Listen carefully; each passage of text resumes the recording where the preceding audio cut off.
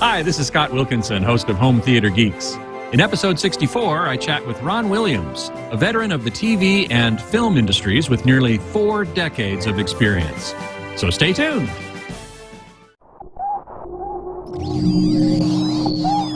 Netcasts you love. From people you trust. This is Twit. Bandwidth for Home Theater Geeks is provided by Cachefly at CACHEFLY.com. This is Home Theater Geeks with Scott Wilkinson, recorded May 2nd, 2011, episode 64, Veterans Day. This episode of Home Theater Geeks is brought to you by Netflix. Watch thousands of TV episodes and movies streamed to your PC, Mac, or TV instantly. Plus, get DVDs and Blu-rays by mail in about 1 business day. For your free 30-day trial, go to netflix.com/twit. And by MailRoute, a secure hosted service that filters viruses and spam for companies of any size. Visit mailroute.info and sign up with the email filtering service that Leo and Tom use. Hey there, Scott Wilkinson here with UltimateAVMag.com and HomeTheater.com. Today's guest geek is Ron Williams, a consultant in the broadcast and film industries with almost 4 decades of experience, with a lot of stories to tell. Hey, Ron, welcome to the show. Thank you. Thank you, Scott. You and I have known each other a very long time. You actually worked on Home Theater Magazine for a while, and so you've got some journalistic experience as well as plenty of technical experience in various aspects of the film and TV industry, which we will get to in just a moment. Before we do, though, I want to make sure that those who are tuned into the live video stream at live.twit.tv or tuned into the logged into the chat room at irc.twit.tv can post questions for Ron, and I'll pass on as many as I can. So Ron, I've got that right? You've got like 37 years in the industry now? Yeah, I don't want to admit that, but yeah, it's about what it is. Yeah, I know. I don't want to admit my 25 years anyway, but and before that, pro audio. It's kind of strange that I'm on this side of it because I'm always on your side. And, yeah, you've conducted plenty of interviews yourself, haven't you? Yes, many interviews. Yeah. Yeah. So, as I recall from your bio, one of your primary positions was as an engineering and technical director for ABC in New York. Right. And as such, you oversaw and witnessed many changes in the entire broadcast infrastructure. Why don't you give us your impressions of what that was like, witnessing history, essentially?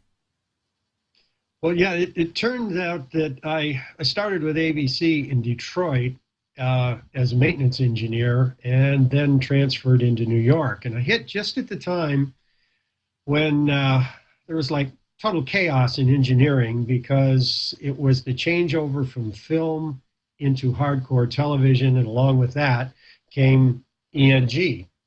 And moving electronic news gathering. Right. The 16 millimeter news film group was being phased out, and electronic news gathering and live microwave trucks were just starting. And it was a difficult time, but it's not unlike what we're going through right now with 35 millimeter film and digital acquisition, like from the Arri cameras and the Panasonic and etc. Mm-hmm. And they finally figured out that it was easier to teach an engineer photography than it was to try to teach a photographer engineering. But there for about 3 years, it was chaos. It was really tough because, you've got unions involved and company and negotiations and producers that are used to a certain thing. And, it was tough. But we all knew that electronic news gathering was going to take over, just as we know that digital acquisition is going to take over the movie industry. Now, correct me if I'm wrong, but I think that even television shows, for the most part, in most of their history, were captured on film originally.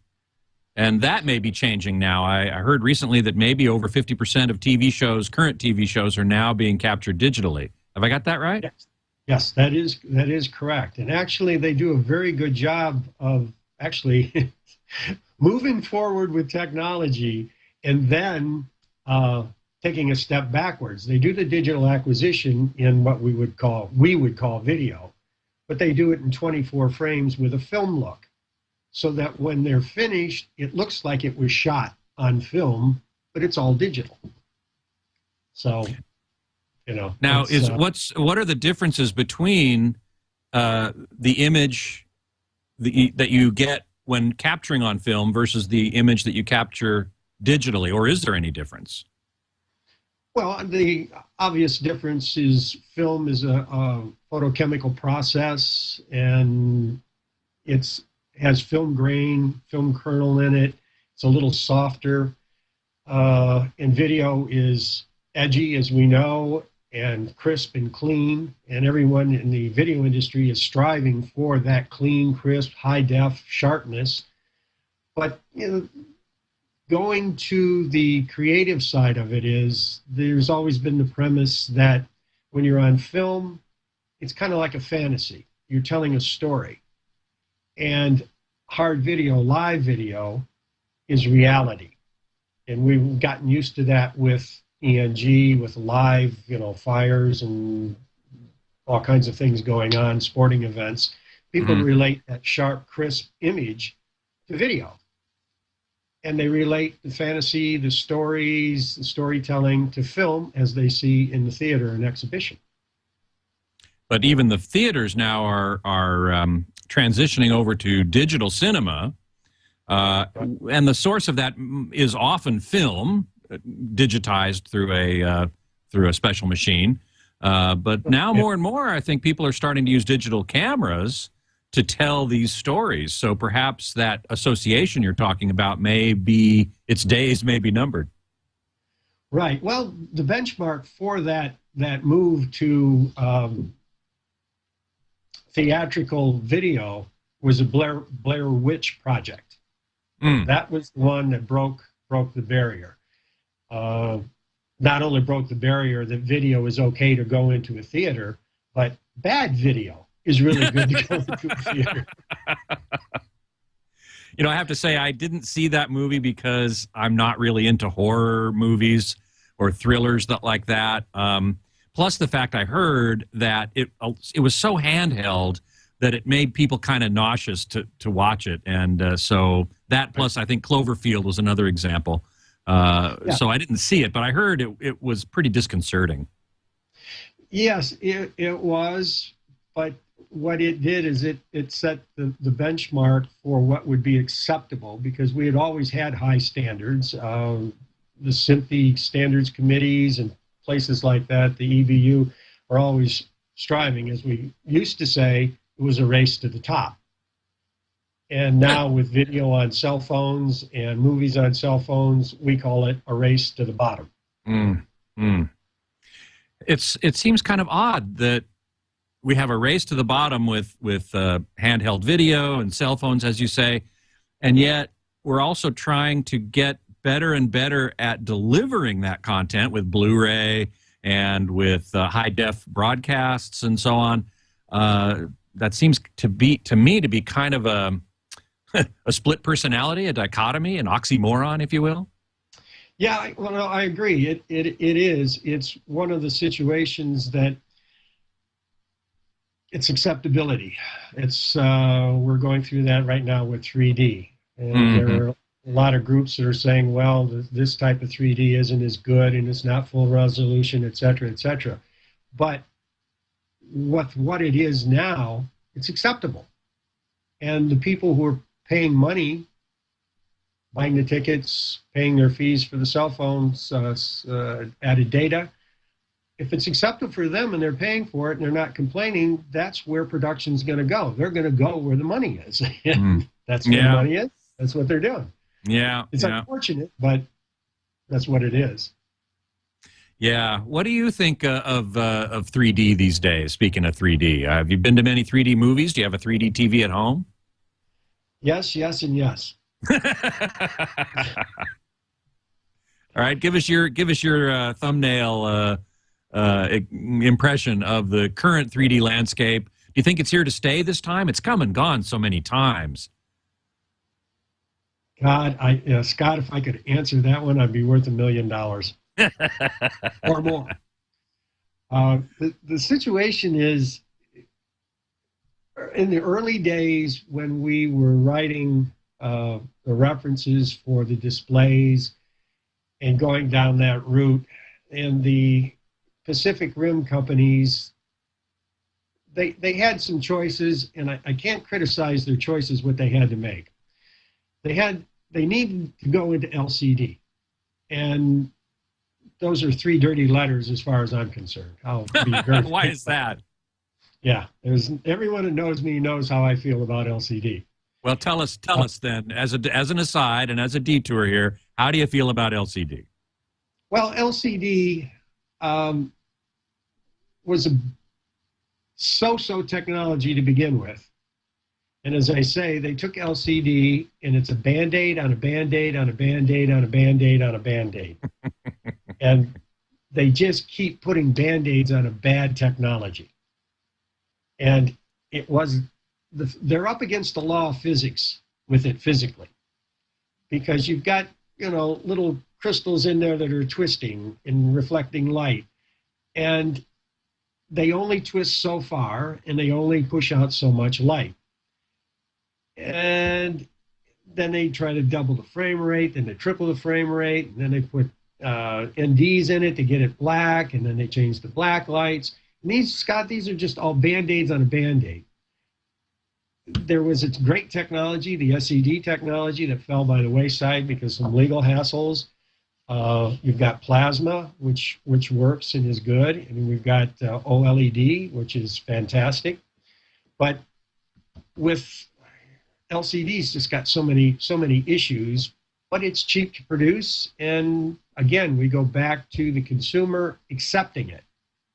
If you show them the difference between a plasma and an LCD with the black level and the gamma curves and things, they go, well, it's okay. It's $300 cheaper, so I'll live with it. Well, and one of the other things that I always say is that LCDs do put out more light, typically, generally speaking, than plasmas, and thus attract more attention on a showroom floor. Yeah, the moth to the flame. I never used that phrase before, but that's perfect. That's perfect. The moth to the flame. I've been using that for quite a while. And that's exactly what it is. I mean, I've worked with most of all of the TV set manufacturers doing consulting for color imagery and things. And you ask them, why do you keep pushing it from 40 to 60 to 70 to 80 foot Lamberts when we create content at 35? And when you set up the people who do calibration for home theaters and monitors, they bring it down, and they do a really nice job of calibrating consumer sets.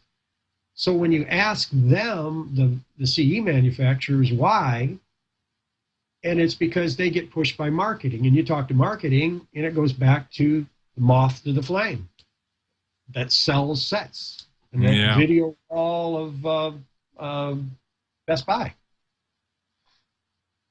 Yeah, I'm afraid so. Yeah, I'm afraid so. Let's see. We had some people in the chat room are talking about OLED, which you mentioned earlier. Do you think we'll ever get to a point when we have large format OLED? Currently, we've got Sony has a 25-inch professional broadcast monitor, which they've got one version at $26,000 and one at only $6,000, but it's 25 inches. Are we ever going to see a real consumer OLED, or is there some technological barrier there? Well, let's see. 2 years running, Samsung has shown a 32-inch AOLED, and it's very nice. It's everything everyone wants, but the problem is the yield is so small. You don't have a secondary market for the rejects. So they've kind of backed off on pushing it because, you know, usually in the steps of progression, they'll take the highest end, the lowest yield, and produce it, and then the subunits go into other markets. Well, as you pointed out, the BVM from Sony, the 25-inch broadcast monitor, at, you know, basically $1,000 an inch. Yeah. That PVM, the Pro version, professional monitor, is at $6, because that display is taking the rejects from the BVM series. So they've got steps of progression for the leftovers. Samsung doesn't have that in the consumer world. Yeah. It is what it is. So, you know, 32 is about the biggest that I've seen, you know, commercially available, but it's going to be a while. It's an easy 4 to 5 years. Easy. Yeah, yeah. You mentioned also SED, which I know disappeared because of legal battles and issues between the owners of various patents and intellectual property. But technically, do you think that is could be a viable display technology for the consumer? Oh, in fact, it was. I mean, Toshiba built warehouse. They had a warehouse of completed units. Oh, man. For the legal thing to be, in fact, because I had consulted to them, I said, well, gee, guys, you can't sell them, but what would it take for me to get a couple of them out of this warehouse? And they said, yeah, legally, we can't release any. But that was the holy grail, because it was a flat panel solid state technology that mimicked what a CRT does. And we said it was a flat panel CRT. It had these tiny little electrodes that were, you know, microns apart. And as they fired, it was a variable arc from off to full on. So they could track the grayscale with the voltage in this arc. And so it goes from shut off to full on as the video came in. Just like a CRT. Exactly. And it made, they really wouldn't give us a contrast ratio, but they said it's better than 8 million to 1. Well, I mean, certainly there's the issue of how manufacturers measure contrast ratio, which is analogous to how manufacturers measure power output on power amplifiers, perhaps. But I will say that when I saw SED at CES and various trade shows, I mean, the blacks were black. And if you have true black, you essentially have an infinite contrast ratio. If your black level is 0, then your contrast ratio is whatever your white level is divided by your black level. And if your black level is 0, your contrast ratio is infinite, essentially meaningless. Yeah, exactly. And, well, to support that, you know, we had Pioneer with their what they call the deep well technology that also went to black. You're talking about the Kuro plasma? Yes.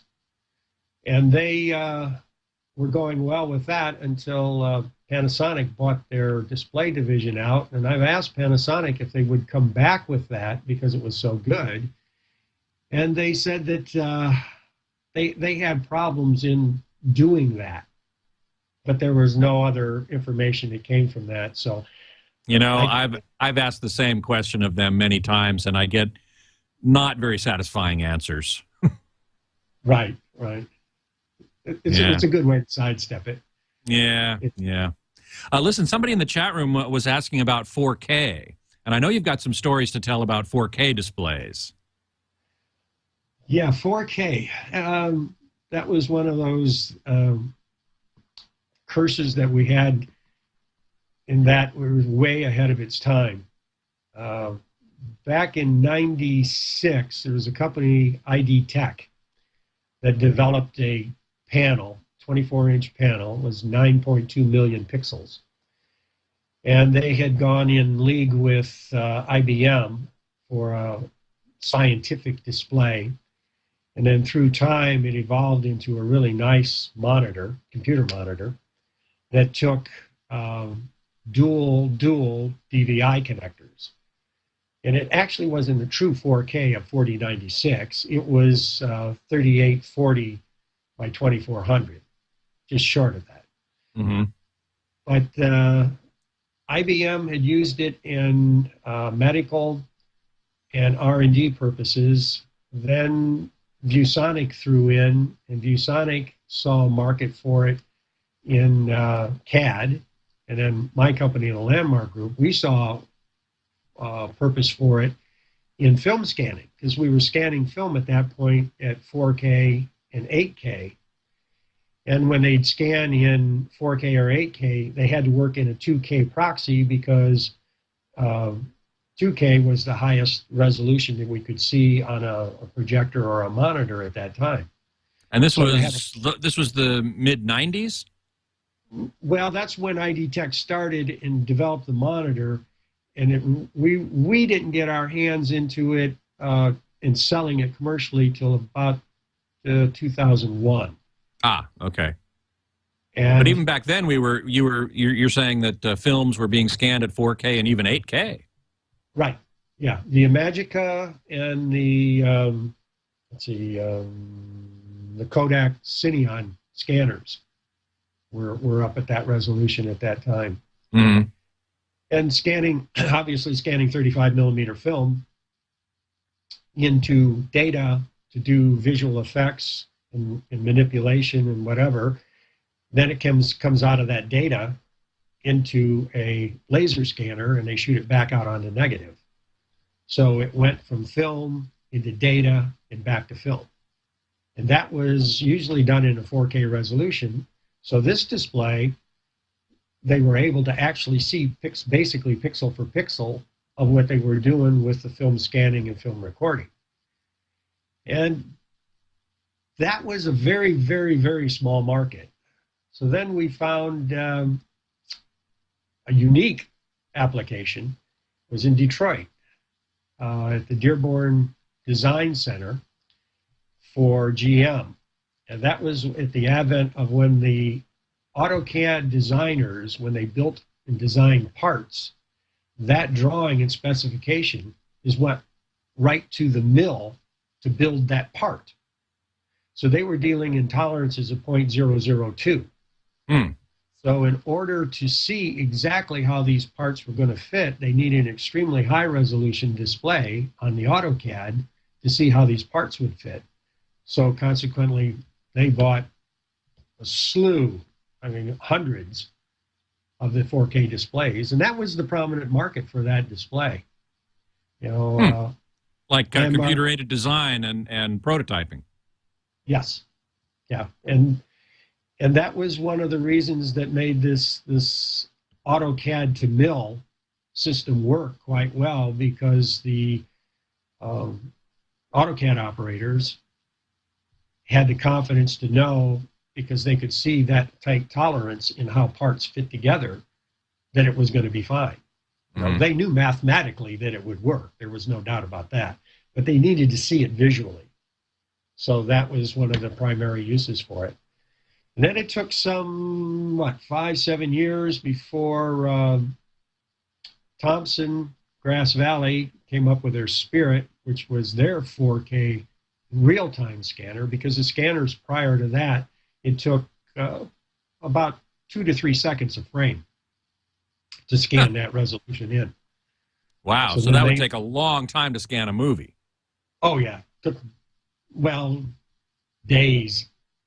Running 24 hours would probably take days. Yeah. So the Thompson Spirit was real time, so it would take the length of the movie to scan at 4K. That's pretty incredible, really. Well, yeah. Well, it was longer than that, because see, they had to scan in all of the editing clips. So it was a lot more than the length of the movie, because they would scan film in and then do the manipulation and then go to editorial and then edit things up and then the finished product. And the finished product got shot back out to negative. I see. Yeah. Or to a digital file in the case of digital projection. Yes. Yeah. They took those files. That's called the DCDM, Digital Center Master Data, and they could take that data and go anywhere. They could go to the theater. They could go to the film recorder, down convert it, going into DVDs. They did a lot of things with the DCDM at that point. Right. Now, what about 4K in the home? You talked about some of the professional applications, broadcast monitoring, not broadcast, but film monitoring, prototyping, CAD work. Do you expect to see 4K in the home? Are we gonna end up having to buy our movies all over again in 4K? Well, that's an interesting at the recent NAB, National Association of Broadcasters convention. There were several manufacturers really touting 4K displays, 4K cameras. In fact, I think when I first bumped into you at the show, you were doing an interview about the 4K camera, which is a little at JVC, yep, with Leo on this very episode, this very show, Home Theater Geeks, live from NAB. That's right. Yeah, that one set a lot of people on its ear because, oh my God, here is a true 4096 camera. It's a small palm, what do you call it, palm quarter or handheld or whatever? I don't think it was quite a palm quarter, but it's certainly in the realm of a camcorder, no question. That's true 4K. Panasonic had that, 103-inch 4K display. Yep. So there's a lot of it 4K, and there's even been several discussions of, well, to go back to your first question, what was it, a month ago you asked me about 3D? Seems to be a discussion whether people would rather see ultra sharp, clean 4K pictures in the home as opposed to 3D. This is the big question. There's no doubt about it. It's an interesting question, and I don't know if they've done any consumer testing on that yet, but it would be interesting to find out whether someone would rather see 3D versus a really sharp, in-depth picture, because I had heard comments on some of these 4K displays that, it looks so real that it almost looks 3D. Well, this is certainly Leo Laporte's point, and he and I talk about it on the radio show all the time, which is that he'd certainly rather see 4K in the home because, as he says, as you said, it almost looks 3D. I mean, the brain manufactures the 3D-ness of the image if it's that sharp and crisp. The problem I see with that, I have to agree, I can't disagree with that, but 3D is here now. It's available now. We have it in the home now. We have it in the theater now. 4K, we see a little bit in the theater.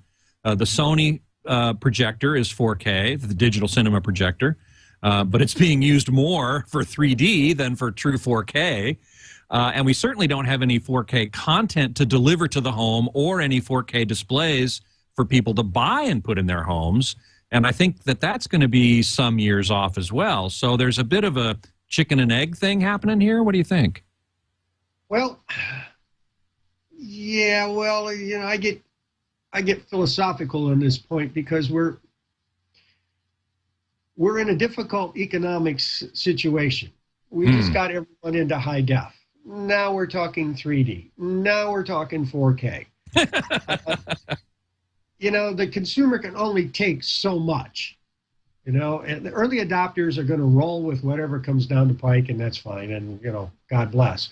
But, the vast majority of the population is not going to roll with all of these changes, and somewhere along the line, these consumer manufacturers have to understand that when and this is where the philosophical part comes in, when their market starts to taper down because of saturation, they need something new to bring their market back up. And that's well and good for the manufacturers, but can the consumers of the world be rolling over after knowing that their NTSC or PAL sets sat there running just fine for 50 years, 55 years. Mm-hmm. And now we're going to ask them to roll over every 5 to 7 years. Even less time than that. I think the pace is continuing to accelerate. And then again, we have them watching video on cell phones. So,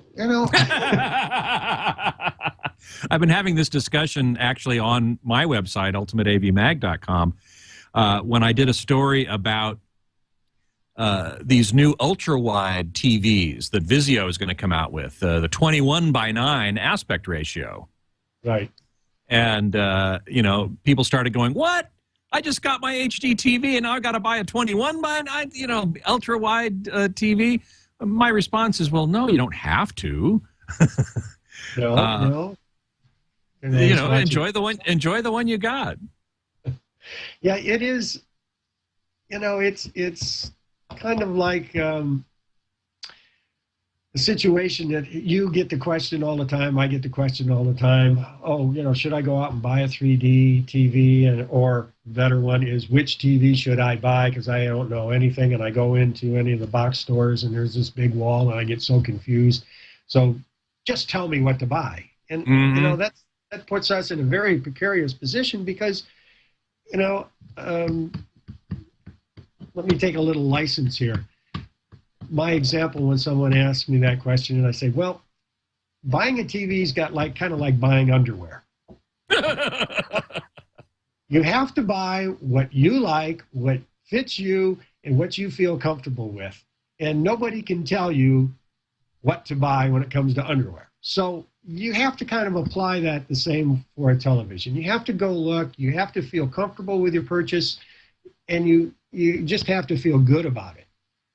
Because, you always have that 30-day return policy from anybody. So just try it.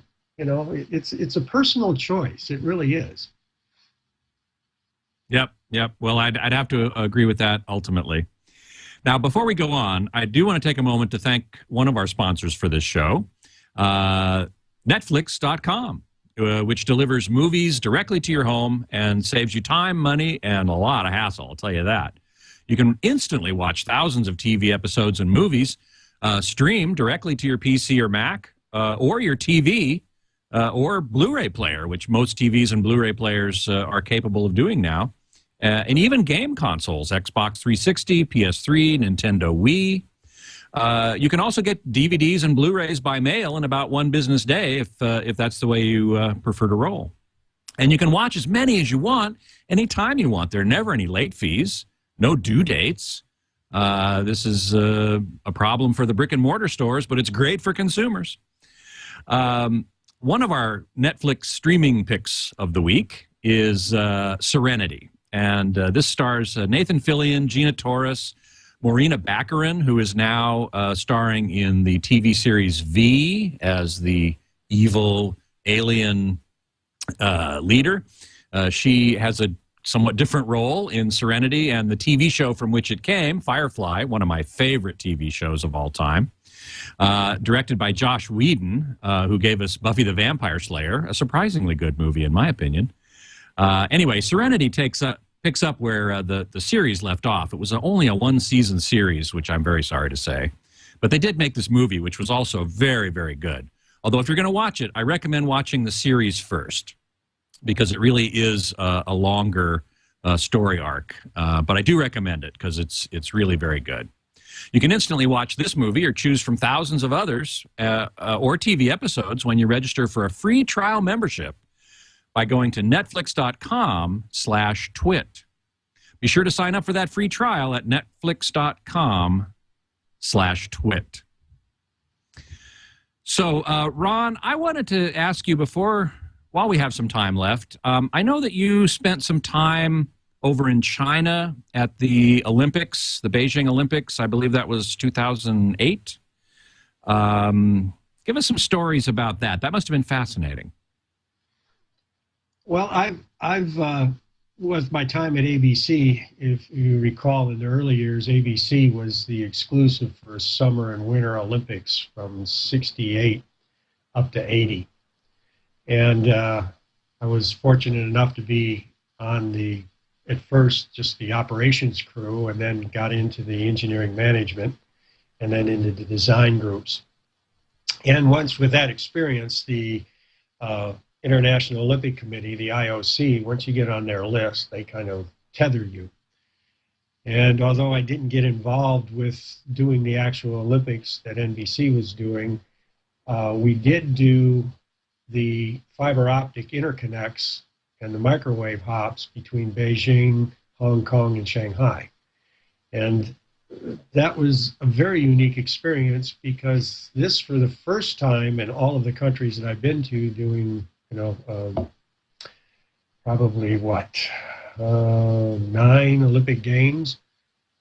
It was the first time we'd been in a country where they didn't speak English, understand English, or have any desire to learn English. Huh. And so we each had a interpreter / guide. And I think the word guide was a cover-up for security. Because there were places we could go and we couldn't go, and that interpreter, quote, guide, was the one that told us, no, you can't go there, and no, you can't not do that. And it's, well, this is what I need to do for my job. I have to get this fiber strung through here and over this building and into this rack. And it's like, well, no, you can't go in that room. So there were all the hurdles in that respect, although it did loosen up. And I must say, because we were there so far in advance doing the infrastructure, we came in on the hardcore part of the government and the rules and the regulations. But by the time the Olympics got there, they had relaxed things immensely. And we had to re-up our hard visas every 30 days. Every 30 days? Yeah. And now you can get when you land, you go to immigration, and you can get a 2-week visa just there landing and walking up to the counter. And prior to that, I had to take my passport down to the Chinese consulate here in Los Angeles and give it to them, and 4 days later, they'd mail it back to me with a visa in it. Wow. So it through the time of doing all of the engineering work for the Olympics, the government had changed quite a bit, and had understood what was going on and what they had to do. They had the termination point in Beijing was a 41-story communication building, just a monolith. And when we came in, which was about a year and 4 months before the games, the 41 floors that were total communication integration for the Olympics, they only had 7 floors built out. The rest of the building was empty? Yeah, it was under construction. Internal construction, not physical construction, but internal racks, wiring, etc. And we had strung all of this fiber up and just tied it off in a rack and said, well, somebody will get to it at some point. And we really couldn't wring out everything that we needed to do, but we put the infrastructure in and enjoyed the time. It was a great experience. How long before the Olympics were you actually there? A year and a half. A year and a half of preparation work. Right. Just for the communications infrastructure. Wow. Yeah, typically, when I was with ABC, being in a 4-year notch, you'd get finished with 1 games. It'd take you 3 or 4 months to wind down out of it. And then you did nothing for 6-8 months on the next game before you started again. So that the broadcast groups like NBC, they're in their 3 years coming into next year into London. They've been all over that for almost 2 years. Wow. Have you done anything with the London games, or are you out of that now? No, I'm begged off because it's getting a little more political than I care to be involved with the IOC and the broadcasters and the International Broadcaster Center group. And I've done for quite a few years. It's time to let someone else have a good shot at it, because it's a great experience. I mean, it's very rewarding, actually. Sure. Did you come up against any particular technical hurdles? Obviously, you came up with some political hurdles of people not wanting you to go here or there. Were there any technical hurdles, technical resources that weren't available that should have been, or anything along those lines?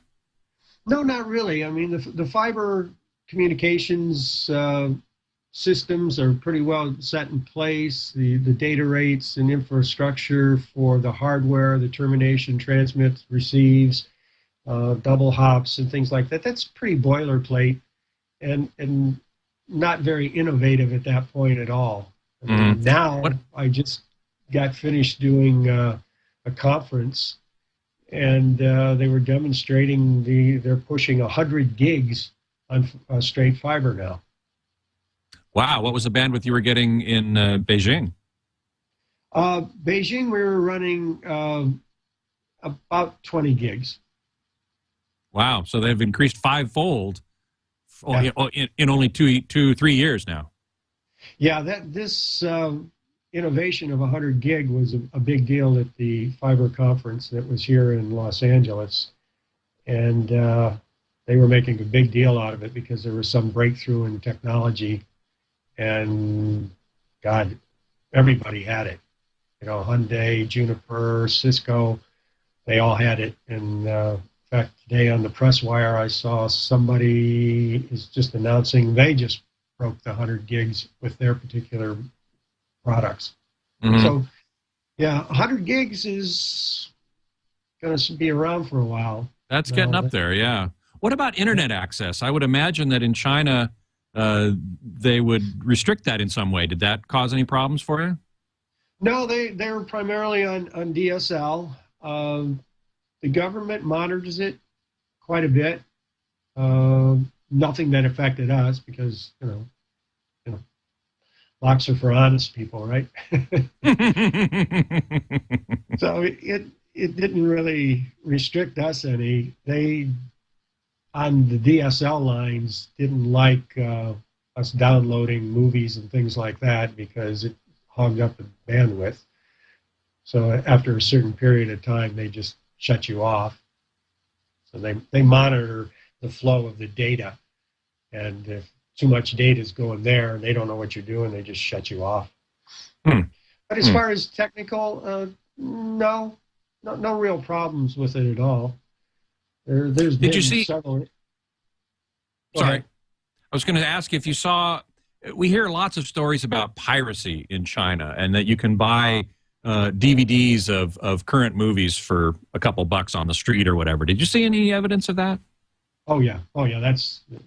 And it was probably about 75 cents $1 a copy for current DVDs. Wow. They're everywhere. And are they, I've also heard that they're like shot with a video camera off of a commercial movie theater. So it must be pretty lousy quality. Well, that's the old way they were doing it.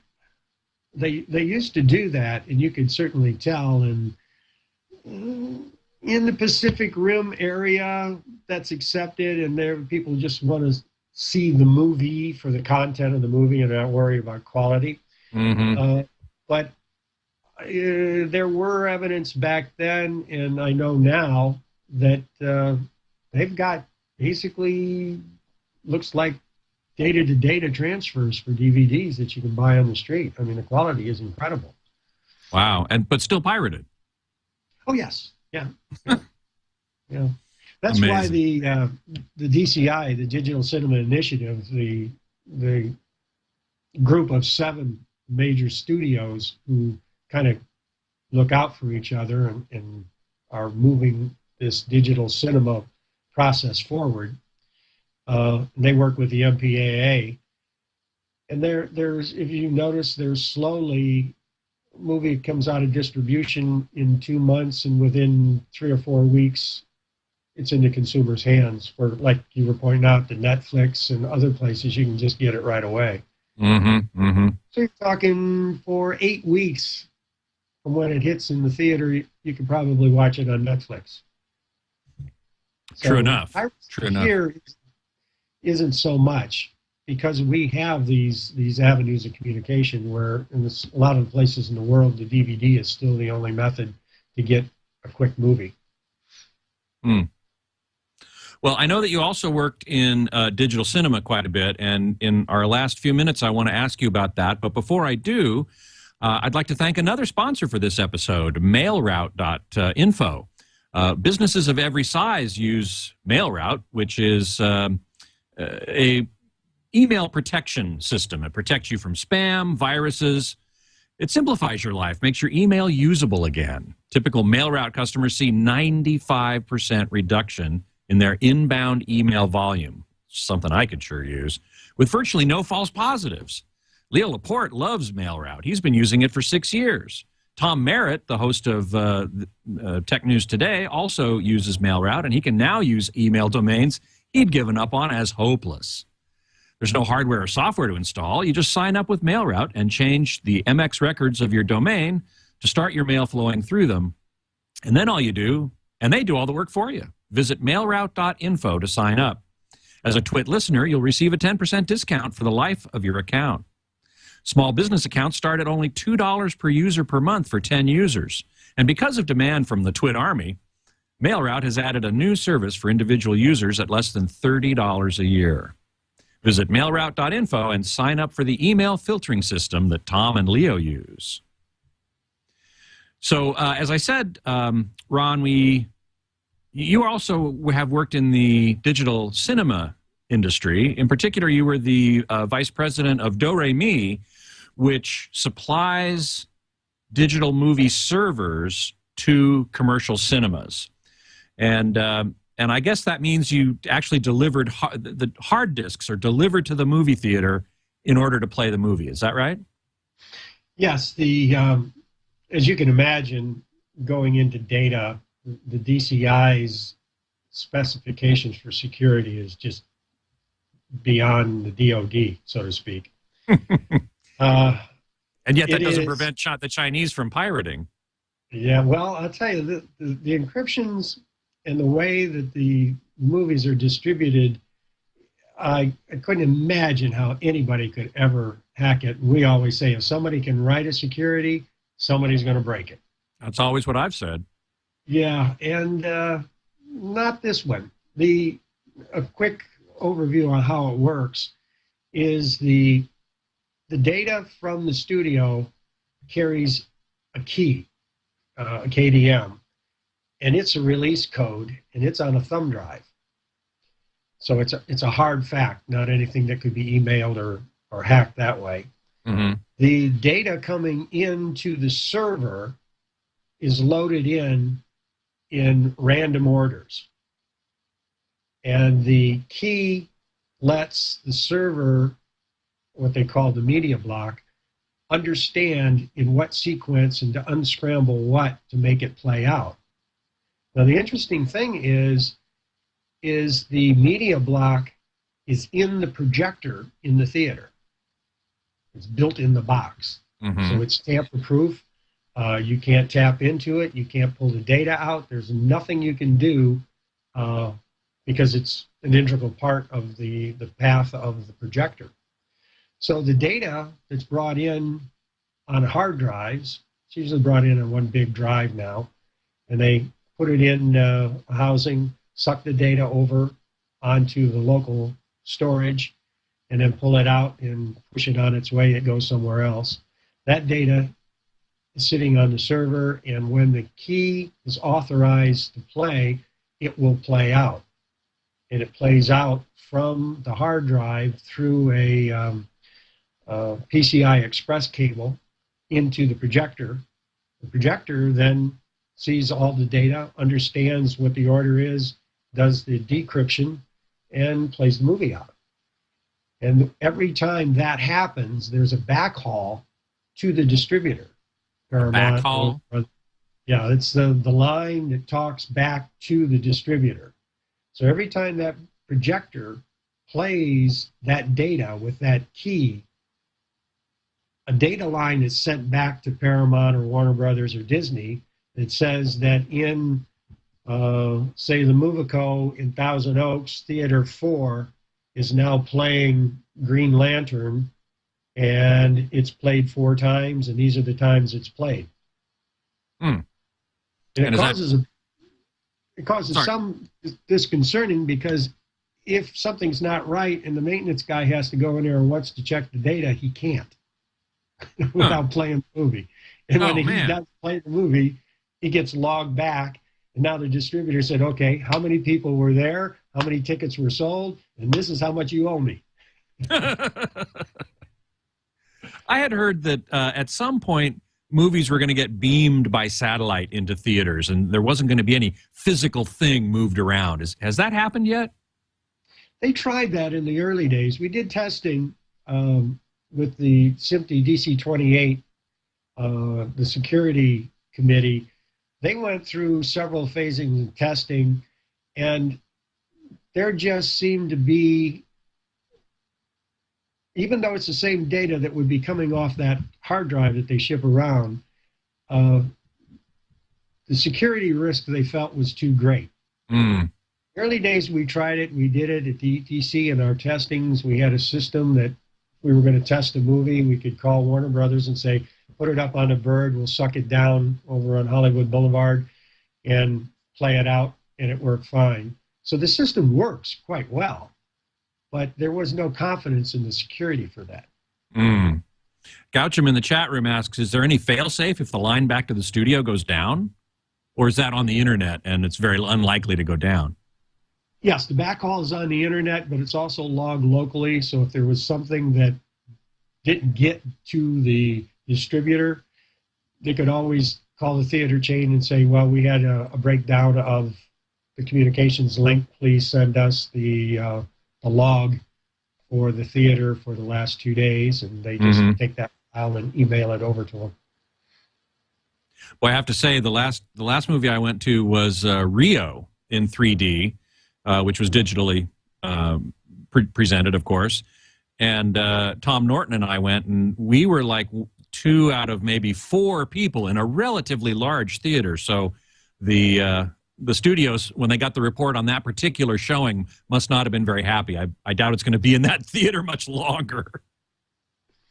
Well, you know, the exhibition industry is quite unique. They have a conference twice a year. It used to be here in Las Vegas. Well, it still is, but it's called Show West, but they changed it to CinemaCon. And that's where all of the theater owners get together. It's a huge convention. And the studios preview the upcoming movies for the theater owners to choose which movies they want in their theaters. And of course, the theater chains are there as well. But all the independent guys are there, and they sit and they look and say, well, okay, you know, if I'm in, you know, somewhere Iowa, this is, our community likes this types of movies, so this is what we're going to put in here, versus Los Angeles that releases anything that the distributors put out is in a theater somewhere. So it's wide and varied. So yeah, they keep close tabs on the demographics, watching each movie and where it goes and how many people are in each seat. I must admit, we came and saw that theater kind of at the end of its run, so I wasn't entirely surprised. But I know that whoever was making money on that wasn't making much on that particular showing. Right. Well, you know, they have it all kind of calculated out before it starts, and they'll know within the first week or when they do the previews how it's going to go. So there's several theaters that were, I don't recall what title it was, but here in my local theater, it's a 14-plex. They had 7 theaters running the same film. Oh, man. So it's, yeah, they have it all planned out. I mean, I'm sure they do. Yeah, I'm sure they do. Aphasia in Sweden asked a question of Ron. What was the most interesting moment of your entire career so far? Tough to pick just one, I'm sure. Yeah. Yeah. Well, the one that, because of recent times, two things, actually. I was at Diana's wedding, You were at the wedding of Charles and Diana? Yeah, yeah. Oh, my God. I'm sorry we didn't cover that on the show. And now William, and I wasn't there for that, but my colleagues in London, I have not this particular mug, but one's very similar to it, from Charles and Diana. And Michael sent me one for William and Kate to go with the Diana mug, which I thought was quite nice of him. Wow, that's very cool. Well, listen, we've come to the end of a great hour with Ron Williams of Landmark Color. Thanks so much, Ron, for being on the show. Okay, thank you, Scott. It's good talking with you. You can look up Ron and read about his company at landmarkcolor.com.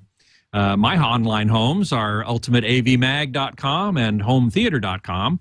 You can email me at scott@twit.tv, which now goes to my new Gmail account, so you're more likely to get a response. You can also follow me on Twitter at htgeekscott. Next week, my guest geek is scheduled to be John Iverson, web monkey for my company and my immediate supervisor, to talk about physical media versus streaming. He's got some strong opinions about that, so I'm sure looking forward to talking with him, and I sure hope you will join us. Until then, geek out.